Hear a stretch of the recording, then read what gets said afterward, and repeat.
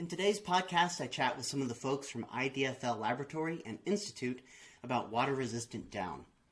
Also in this episode, I'll share some of the creative things our listeners are doing in the backcountry and talk about my recent experiences with the Nunatak Gear Bears Ears 50 pack. Stick around. Look for me in the mountains where walking has a way of pulling you to your peace of mind every day.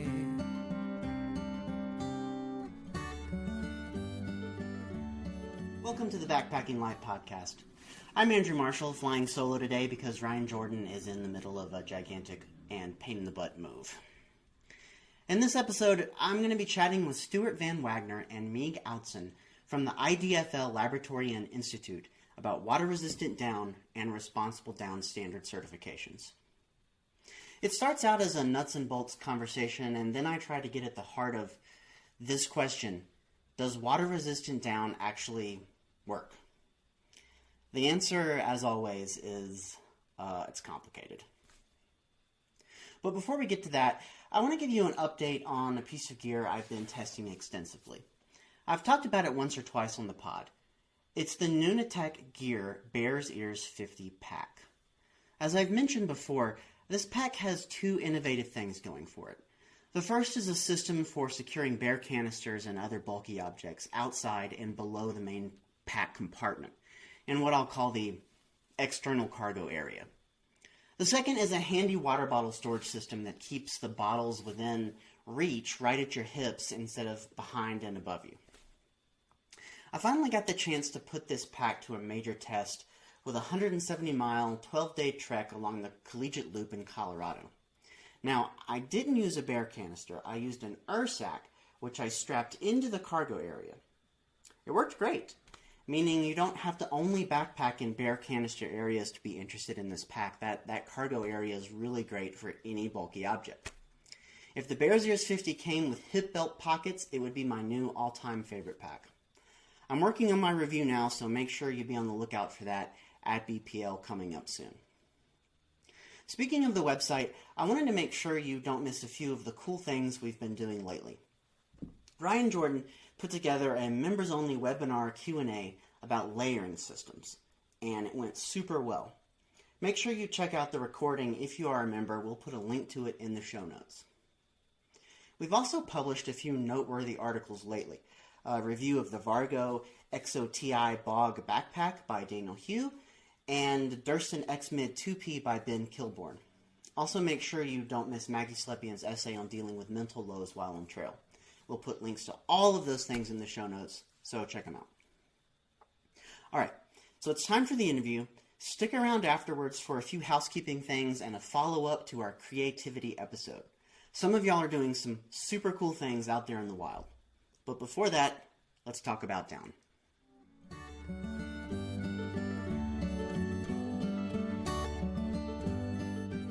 Okay, team at IDFL, thank you very much for joining us on the Backpacking Life podcast. Sounds good. Glad to be here. Can you guys maybe just introduce yourselves briefly, talk a little bit about what IDFL does, and tell us what your roles are in the laboratory? Sure. Well, let's introduce ourselves first. My name is Stuart Van Wagner. I'm the testing laboratory manager for North America. And my name is Meeg Outson, and I am the IDFL North America Audits and Certifications Manager. So IDFL, what is IDFL? Well, IDFL's full name is IDFL Laboratories and Institute.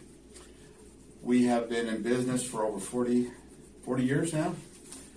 We started here in Salt Lake City, Utah.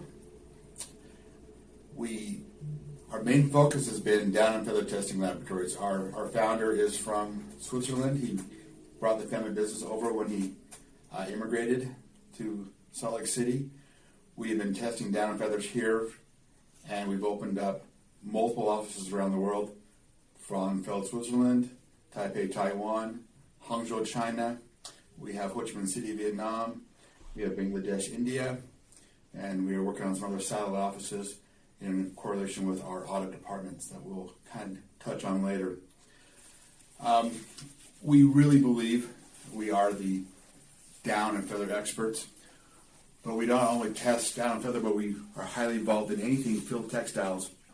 We are on the cutting edge of developing synthetic testing for quality control and consumer, not really protection, for consumer confidence and the stuff they really want to see in as far as the performance and appearance of their textile field products.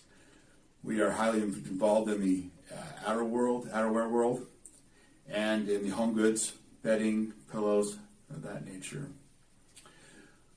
So I guess the question is, what is down and feathers? I mean, why is it so broad? Why is it even an issue? I mean, why does it need testing? Why does it need certification, qualification, sterilization? What's the deal?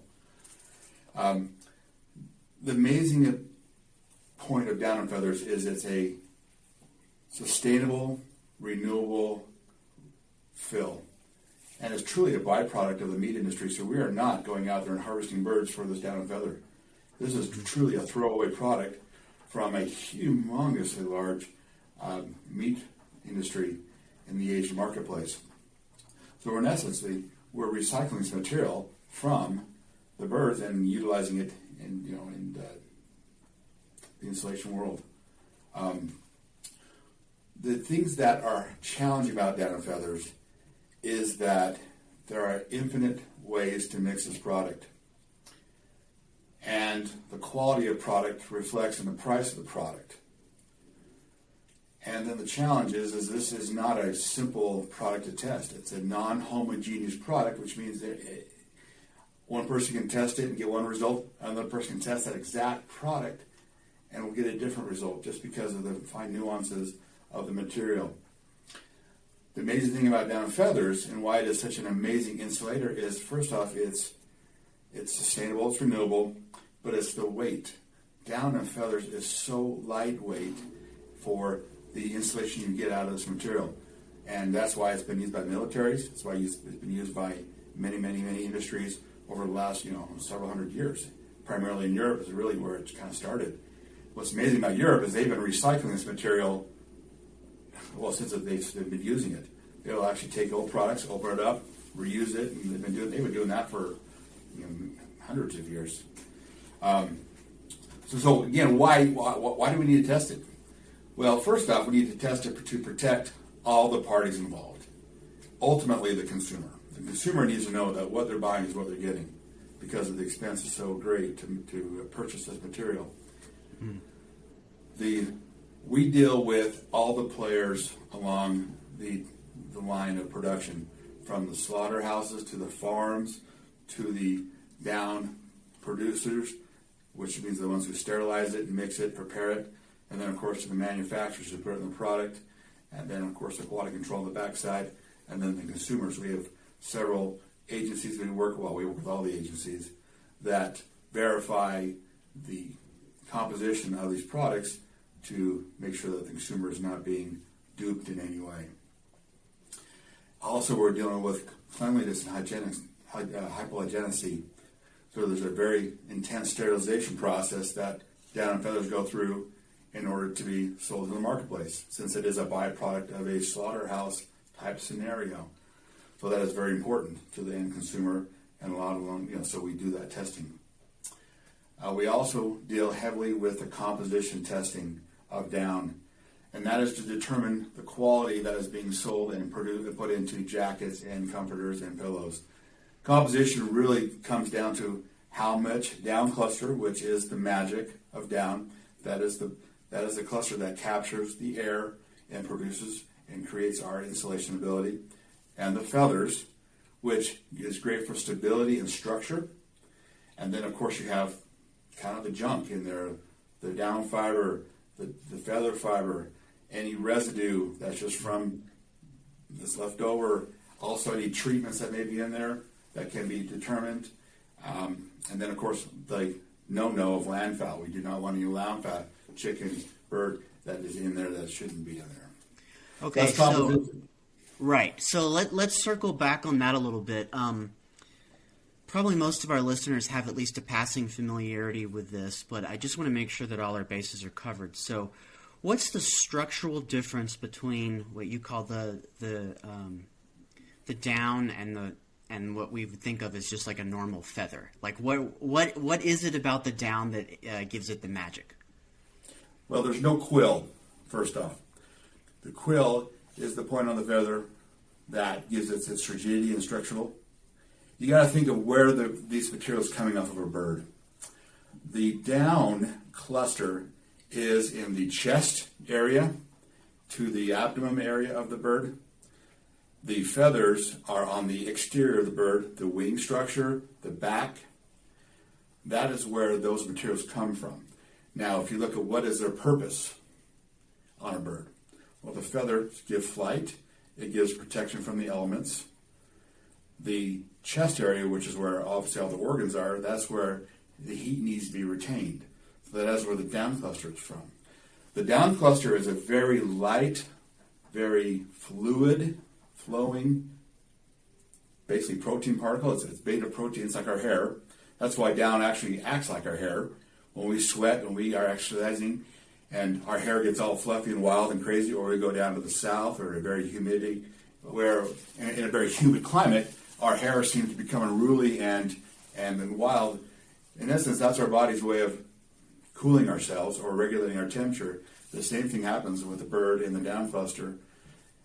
When the heat and humidity is introduced through the bird's activity, it expands, it fluffs, it then retains, more air, creates more air pocket and retains more heat and regulates the bird. So that it's very fluid. I wish I had a picture to show you, but it's a very fluid, basically light filament cluster versus the feather is a very rigid, hard feather. So, and you mentioned composition, so we could assume that a higher quality product, a more expensive product, would have a higher percentage of down and then a lesser percentage of feathers and then a lesser percentage of that other material, the fibers and stuff, and then zero of the bad stuff, right? Correct. And then, so when you see a 90%, a 90-10 or a 90% on a garment, what it's in essence he's saying is it's a 90% down cluster, 10% feather and other items. Mm-hmm. And almost every filled piece of insulation, like a sleeping bag or a garment, has some of those feathers in it, right? Is there any such thing as like 100% down? Because you said it's good for stability and kind of holding the down in place, right? Yes, and I'm going to say no. Now, every market that we around the world has its own standard of what they are allowing to be in a product and what they're allowing to be labeled as. Now, USA is the strictest marketplace overall. Our Asian marketplace is the Chinese marketplace, and sometimes Japanese. They have some tweaks that are a little more strict than the USA or the USA 2000. However, in the bulk of the labeling standard requirements, a 100% down-fill product is not allowable. There is one that it is, but it's the Europe market, and it's kind of a little skewed as it is because it's very, very loose. Got it. Let's segue a little bit into fill power, because I think this is a number that a lot of consumers, they kind of have this idea, okay, a higher fill power is a better product, but they don't really understand maybe what are all the moving parts there and what they're actually talking about when they're like buying a 950 fill power sleeping quilt versus like a 750 fill power sleeping quilt. Can you kind of enlighten us a little bit? I can. Let's back up one step. One of the points that we test as far as composition is the species of the bird. So duck versus goose. Mm-hmm. Now that's really actually important because not that one is better than the other.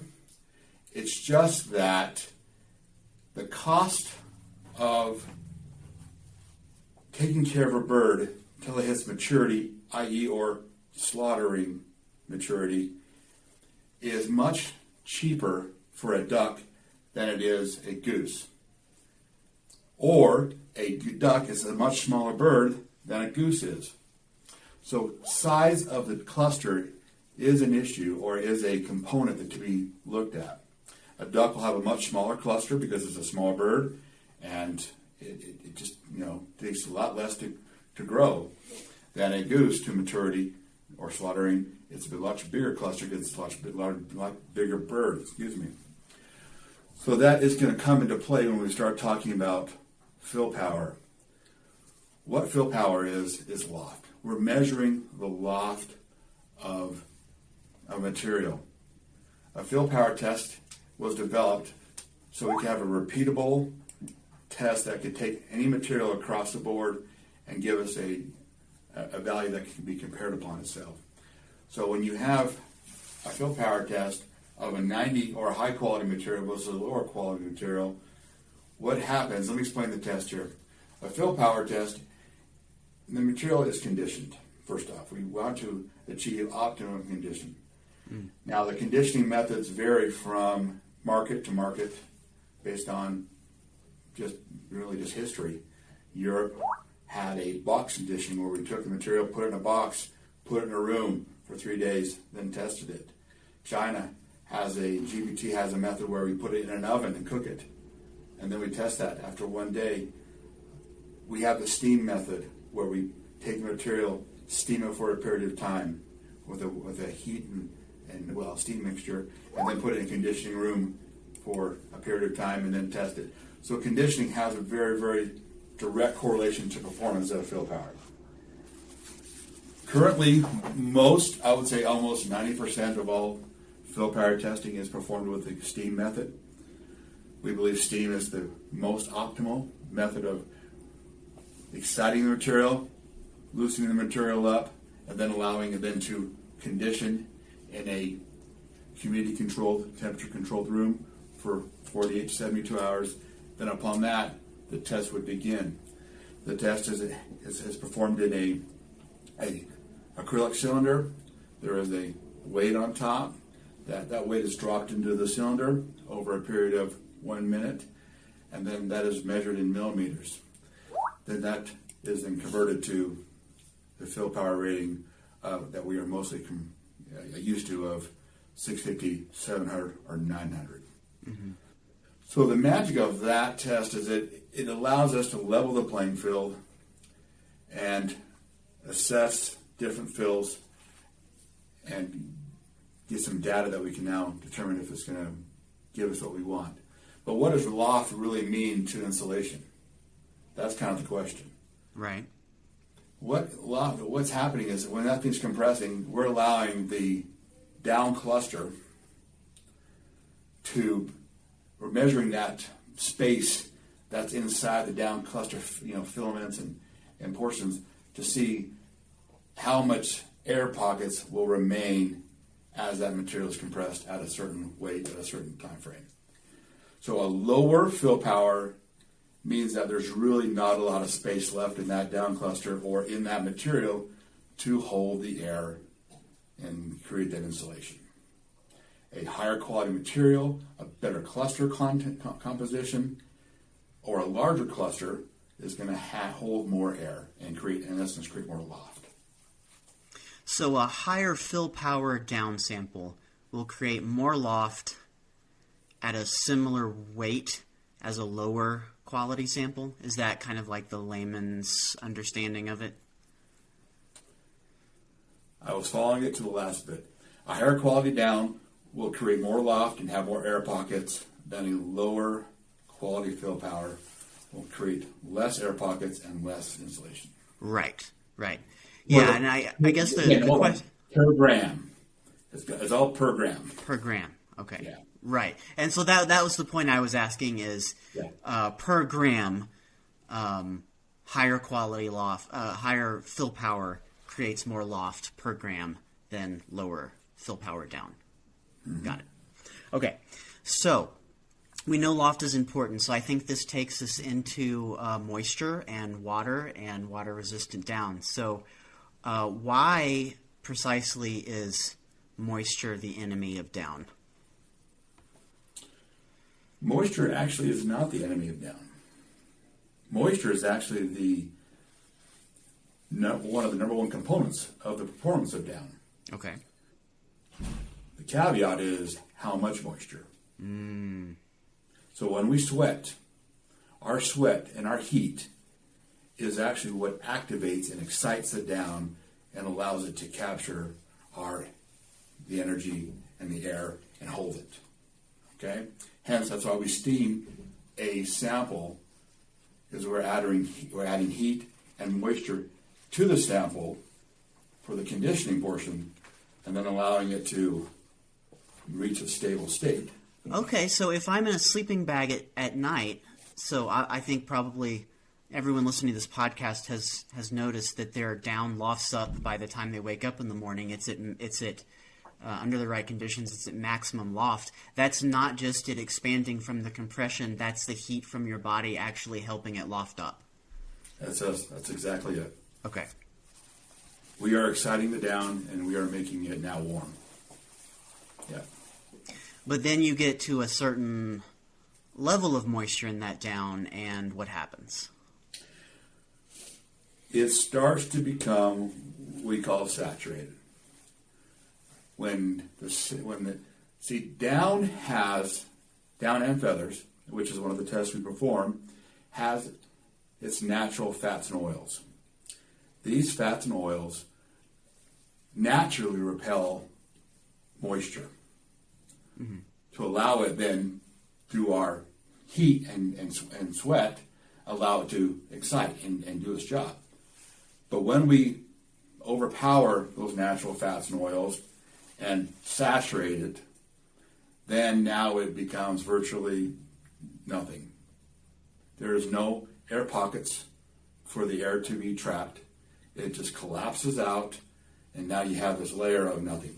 So I have an excited down cluster with all this air, and when it gets sopping wet and saturated out, now I have this layer of this, which is why down has gotten the bad end of the stick when it comes to sleeping bags. If you're really in extreme wet conditions. So in order to mitigate some of those extreme conditions, the outdoor industry, or the down and feather industry, I suppose I should say, developed water-resistant down. And I know that there's a bunch of stuff we're about to get into that you guys can't talk about because it's proprietary, so that's fine. We understand that. So just let me know if we accidentally wander into any of that. But can you give me just a layman's overview of what is water-resistant down? What has been done to it to make it into water-resistant down? Sure. First off, down has been manipulated multiple ways over the years. Treatments are nothing new to down and feathers. There are treatments that make down smell better. There are treatments that make down brighter. So this is just another treatment. So during the sterilization process and the sorting process, the down is cleaned in these large, let's just call them large washing machines. I mean, they're quite large. But it's sterilized, it's cleaned. And in this process, the treatments are added at the end to achieve whatever they're trying to create for their clientele. There are several different methods treatments can be added to down. There's what is called a water bath method, or there's a tumble spray on method where it's being, like a big dryer, it's mixed and it's being shot on. Many different methods of application. But what is happening is this material is being treated with a hydrophobic agency that allows it to repel water. Now, common sense states that we could make anything water pervious or water permeable. But how do we make it waterproof or water resistant and still allow this delicate cluster to be able to still perform as it's supposed to? Because we're talking about a beautiful cluster that is so delicate and fine that if we put some on it, it's just going to collapse it. Right. It's not going to respond to our heat and moisture. So that's been the challenge of the industry, to create a product that didn't weigh it down, didn't kill it, but allowed it to retain a greater resistance to water. And so can you run us through a couple of the tests that you guys use to kind of measure these properties? Yes, we can. There's about 7 or 8 down or durable repellent tests that we've developed here at IDFL. What I call like Phil Powers' the benchmark for loft. The benchmark for DWR is what is called a hydrophobic shake. So we take the fill, we put it into glass jars. These glass jars are filled with a deionized water, and then it is put into a lateral shaking device that shakes the material. Now, we do that because that way the down can be controlled in an agitated state, and it can be time controlled and temperature controlled. So the goal is to shake this material and check it periodically to see when it will collapse and how it's collapsing. We have different rating scales and different time frames that we pull it off, depending how the material is performed. But this material will shake. It'll shake until what is called full saturation. So that when the test starts, the down is actually on top of the water. And through the shaking process, we're shaking it until it's fully saturated in the water. That means there's no resistance to water at that time. So a typical down non-treated sample will fail within 15 to 35 minutes of shaking. And a hydrophobic shake that we've designed goes to 1,000 minutes. That's how we grade the success of the material. Okay, so you are measuring in that test, you're measuring for full-on saturation, full collapse, right? Full collapse, full saturation, yeah. Right.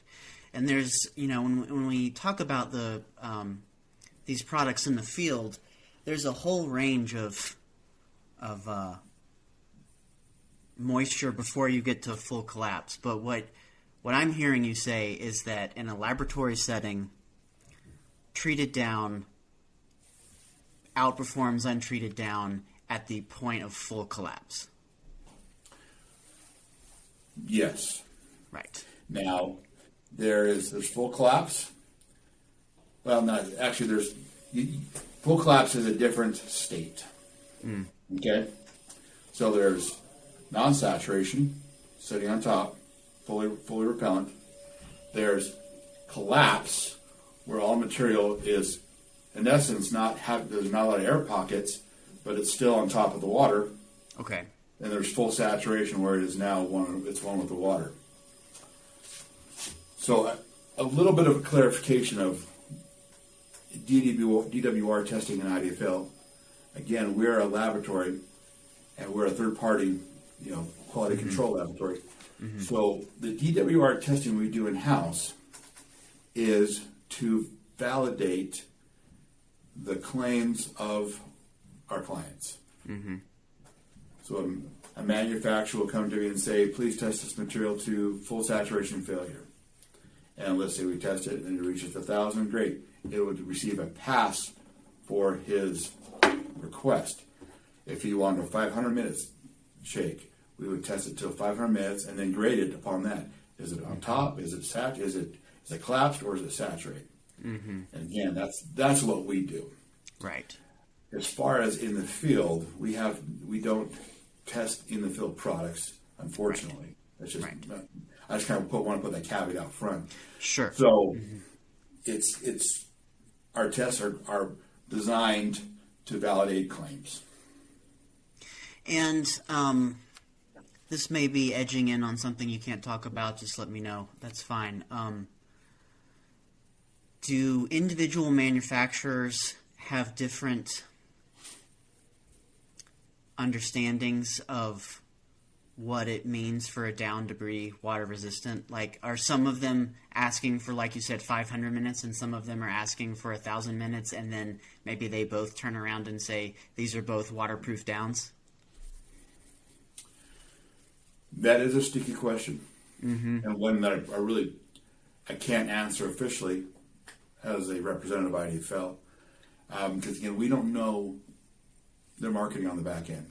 Right. Sure. You know, I mean, could somebody now? I mean, there's a lot of this brings up a lot of questions. You know, and not just with that. Anyways, I won't go into that stuff.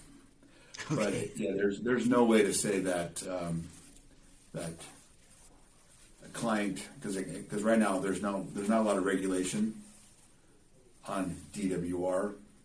Because if you take a product that's hyperallergenic, it has to have actually scored 5 boxes at a passing grade. So you as a consumer or a regulatory agency can go pick that product off the shelf, send it to us, we get tested, and it's going to be tick, tick, tick, tick. So it passes. Very, very regulatable. When you're dealing with say DWR, or even let's take it off the DWR table. Let's put it into a smell. Down smells. It's an organic material. Mm-hmm. To me, I do tests here where we do an odor test. I bring people in from outside world and let them smell down that has been literally cooked to smell. And to me, it is a passing smell. And they smell it and they turn their nose off when they want to run. Again, it's very subjective as far as what's out there. But according to the industry, according to the points that have been placed to protect the consumer, they pass. So it is very subjective. Right. Yeah, and the and you said that water-resistant down isn't regulated very much as compared to like some other things about down, right? Oh yeah. Right. Fill power. Composition. Right. Have you, in your testing, we talked about a little bit in our pre-interview, we talked about what the treatment actually, what effect it actually has on the down versus untreated down. And one of the questions I asked you was, does the treatment add any kind of weight to the down as compared to untreated down? And your answer was essentially an infinitesimal amount, right? And to make that understandable, again, going back to the cluster and how you have this delicate cluster, if I weigh it down too much, it's not going to perform. Mm-hmm. It has to. This protein has to be able to be excited by heat and moisture. So if I put some on it that is going to weigh it down, it's not going to perform with that heat and moisture. It's a very delicate. This is a very delicate balance we're talking about. It's a lot of fun, but it's a very delicate balance. I mean, basically, if the answer to that question is if the treatment added any kind of noticeable weight to the product wouldn't work, right? That's basically what you're saying. So by its very nature, it has to not add very much weight to the down. Right. Is there any kind of noticeable... This you may have just answered this question. Does the same thing apply for, let's say you have a similar sample of untreated down and treated down, same composition, same maybe type of bird, same fill power, same amount of grams, and one sample is treated and one sample is not? Is there any noticeable difference in loft there? So that is a test that does go hand in hand. My DWR test, they almost always perform a loft test. Mm-hmm. Again, that's another non-moisture related test that guarantees that the material is performing as it should. And it is right within spec. Mm-hmm. You know, some treatments can affect the loft a little bit, but they actually, I really hate to say it, but it can go up and it can go down. Okay, Right. So it actually can make it a little heavier, and it can make it, weird to say, but even a little lighter. Well, that's just how the treated down performs inside the cylinder. Mm-hmm. But basically, it's within the margin of error, I guess you could say, for it all kind of averages out, right? Is that what you're saying? Yeah, because I mean, you got to imagine, and this happened really heavy in the R&D phase in the early 2010, 11, 12, so when this really became a real prominent and a real possible, feature to add to down. If a material came in, an untreated came in at, let's say, a 650 fill power, and the treated material came in at a 400, even if it performed well on the hydrophobic shake, Mm-hmm. that mixture or that composition of treatment would have been rejected because it's killing the fill power. Got it. It means either the application was too heavy, and it's just too much for the down to hold up to, because even then we're dealing even with the composition of the cluster size can affect. So if I'm putting so many ounces, let's say I'm doing a bath, and I'm putting so many ounces of material in this bath, cluster size and composition size or composition makeup can also affect how it comes out. I mean, like I said, it's really quite extensive how this treatment is added to the down.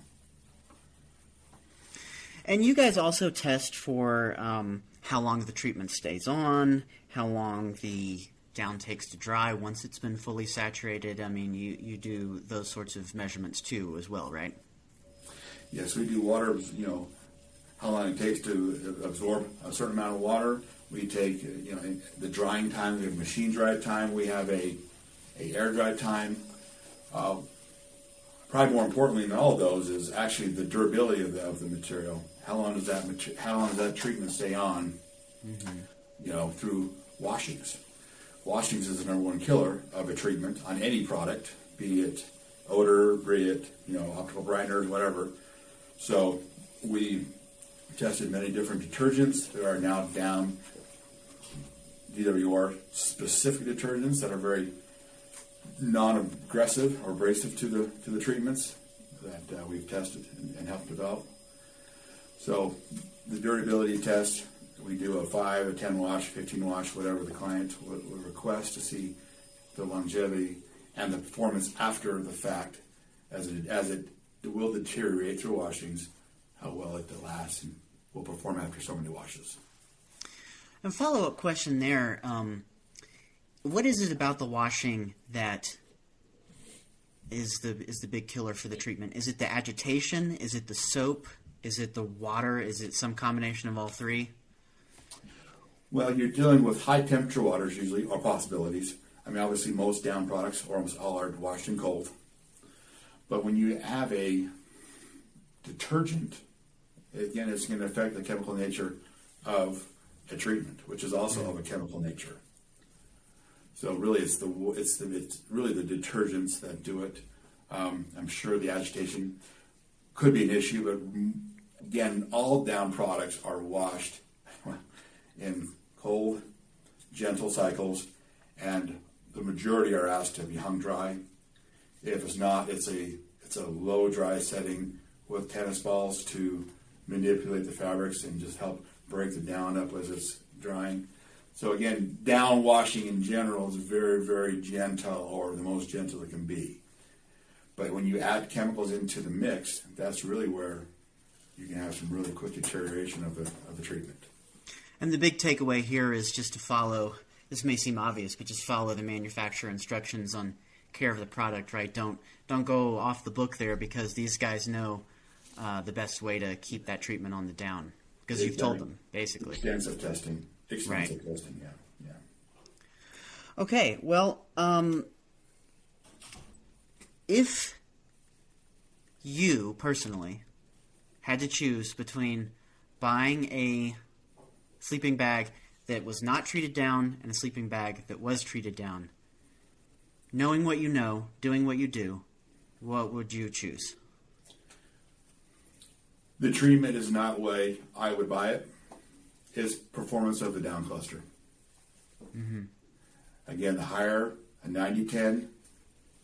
Duck or goose, I'm not too concerned about that with a sleeping bag because of the density is so much greater. I would be going with a 90 or 95% cluster, 8 to 900 fill power product. Got it. Understood. Yeah, I mean, to me, for me, I'm not an extreme, backpacker. I'm not an extreme, I glamp a lot. I've got a wife. She's not as aggressive as me. So I'm more about the comfort and the warmth factor. Mm-hmm. And that's how I would choose it. But however, knowing you guys, how you guys are, the DWR is just an added benefit because if you get out there in your extreme situations where you are living, by what you brought on your back, I would want to have every tool in my backpack to protect me. And if I get stuck in a rainstorm and I gotta stay dry to stay alive, then I would get the treatment. Okay. That's how. Well, we appreciate your expertise in answering my questions, and I want to segue just a little bit into talking about supply chain stuff and ethical treatment of the animals and that whole side of what you guys do. So can you fill me in a little bit on kind of what the industry standard certification is? Me can take care of that. So you're done with All me. right. Sorry, guys. All right, tagging you in. Yeah. So from the animal welfare side, there's quite a few standards out there. So specifically for kind of what we've been talking about this whole podcast, obviously, is the down and feathers. Probably one of the biggest standards out there is the RDS, so the Responsible Down Standard. It's just one of the many animal welfare standards that Textile Exchange offers. Kind of just looking at the the ducks and the geese supply chain through is also like the chain of custody of the down and feathers that can be traced back all the way down from the farm level to the finished product. And so what does the process actually look like to certify that supply chain? Because I know as a consumer, one of the things that I'm running into a lot is, like, if I go to the grocery store to buy a carton of eggs, 5 different carton of eggs could have 5 different sort of certifications that all kind of mean something slightly different. And so I'm curious about what are the actual nuts and bolts of how this is judged, what the standard is, and who's making these decisions to certify. Is it you guys? So IDFL is actually a certification body who is, I guess, hired in a way to perform these audits for our clients. And so I would say it would stem from, I guess, the seller of the product. So if they, in order to claim a material as being RDS or having any sort of certification, they would need to be certified themselves. So in the case of, up to the manufactured good to be certified. So I would say it would start from that end and kind of trace backwards down to the supplier of the down, and then through each of the different steps that it takes, it needs to be followed with a transaction certificate. So obviously let's go back and starting at the farm level, obviously making sure the ducks and the geese are well cared for, not force-fed, there's no live plucking, and just the overall living conditions are suitable, I guess, for the birds. And do you guys go out into the field to make that judgment? Do you contract with people in Asia, or is it actually your company? We do go down to the farm level and even the hatchery. Sometimes the hatchery can be included as well if the birds are being there for longer than 24 hours, like after hatching. So, and then how often are these visits or inspections conducted? So they're annually. It's an annual certification. So every year they'll need to be visited to make sure that they're still keeping up with the requirements. Okay. Can you give us any details about what those requirements actually are? So I know you said like the animal's being raised ethically, but what does that mean? Is it a certain amount of space per animal? Is it a certain type of feed? Can you kind of just give us some nitty gritty?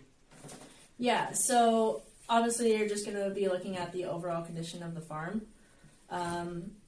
It's whether they have outside access at a specific age, or the number of feeders, the number of water, drinkers, through the barn or outside, whether it be like a trough or, the water nipples that just hang from the ceiling. And so space is an issue as well. We want to make sure that the birds are allowed enough space to basically just live a free life, where they can just kind of fully extend their wings. They can't really fly, so but just to be able to kind of shake out. So that's something we look at as well. Okay. And then obviously like the live plucking and the overall condition of the birds. There's no like specific feed that they need, but to make sure that feed doesn't have any like growth hormones or like steroids in it or anything like that. So. Okay, and so then once it gets past the farm and slaughter phase of the process, at that point, is it just a chain of making sure that non-certified down doesn't enter into the supply chain at any of those processes? Yep. The whole chain of custody is to make sure that RDS material is easily identified and segregated as it moves through production. So up to the manufacturer, even having the bales of down, where they're placed, how they're identified is really important to make sure that there's no mixing occurring. You're claiming an RDS jacket, that it's not filled with the non-RDS material. Right. I'm sitting here trying to think, and I can't think of any major players, at least in our industry, that aren't using RDS down. It's kind of, I think, become ubiquitous in the last few years. Am I right in thinking that? Yeah. It's pretty out there, and most of the outdoor industry, I think, who deal with down and feathers have a pretty good understanding of what it is and is aware of what it is. And if you can't speak to this, that's fine. I'm not sure what your level of expertise is, but was that consumer driven? Like, where did that come from? I'm actually not entirely sure. I think, this specific standard has been around since 2014. So yeah, I'm not really sure on that. Okay. Is there anything else about the RDS process that, like, I just don't know enough to ask an intelligent question? Like, is there something glaring and obvious that I've missed? I don't think so. My feelings on this and all of our certifications for audits and inspections are really driven ultimately by the consumer. It's a lot of these things you can look at as, oh, these are just companies covering their butt. Right. But, it's a real on the street level of looking at it. But if they are, it's because we as a consumer are demanding it. We are now becoming more educated and more intelligent and care more about where our products are coming from. And we want to squash, the those that take advantage of situations for profit. And this is ways to protect not only the companies who are certifying and paying for these certifications and the added layer of red tape that these require, but it's ultimately to protect us, the consumer, to make sure that we are, if I'm paying something because I believe in something, I want to make sure it's getting that way. Like Stuart said earlier, I think it's just really important for the consumer to know that the down and feathers are just a byproduct of the meat industry. So, I mean, to have a understanding of that, knowing that these birds aren't just being raised and slaughtered for their down, that they are in fact obviously being cared for, I mean, you know, in really good conditions, knowing that obviously being raised for the meat, you know, they're going to do everything they can to get the most money for their meat. But, I mean, it's been my experience to go to these farms and to see how they are treated, and you can tell that they're, in my experience, that it's been a pretty good experience for myself to see, like kind of comforting in a way. But that's just speaking from my experience. So. All right. Well, fantastic. Well, is there anything that either of you wanted to say or get across that you haven't gotten a chance to speak to yet? Hopefully you can see we're very passionate about down. We love down and feathers. We think down is the greatest insulator around. We don't mind the polyester. We test that too. Well, we're not putting you guys out on the street, but we love down. All right. Well, I appreciate you taking the time to talk with us, the down experts. It's been very helpful, I think, for me to understand some of the intricacies behind exactly what water-resistant down is, and I really appreciate your time. Thank you. Thanks, Andrew. All right. Thanks a bunch.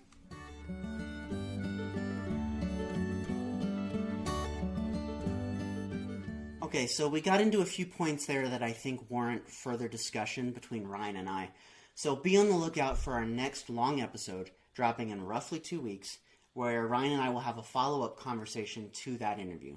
Ryan, I'm 100% sure we'll have some things to add to that. Well, let's wrap up this episode with a follow-up to our last episode, Creativity in the Backcountry. We asked y'all to reach out to us with some cool stuff that you're doing, and boy, did you. A few standouts. Joanna is working on mindfulness techniques, nature journaling, watercolor painting, and make-your-own gear sessions with both her Girl Scout troops and her own kids. Jen has been dialing in her watercolor kit for years and uses a travel squirrel, mop brush, and a Moleskine notebook to do her watercolors. Rex uses handheld voice recorders to capture his impressions in the moment and then transcribes his notes afterwards to help him relive those journeys. And Alice makes pine needle baskets. So cool. Thanks to everybody who reached out to us. Those of you watching the members-only video version got to take a peek at some of that stuff, and for everybody else, we'll throw some of those photos in the show notes. One last housekeeping item. We're coming up on our 50th episode in about 2 months. We want to do another listener Q&A, ask us anything type of episode as a celebration. So, if you've got questions you want answered about gear, techniques, skills, philosophy, past guests, why cats are clearly superior to canines, or anything else, just shoot us an email at podcast@backpackinglight.com.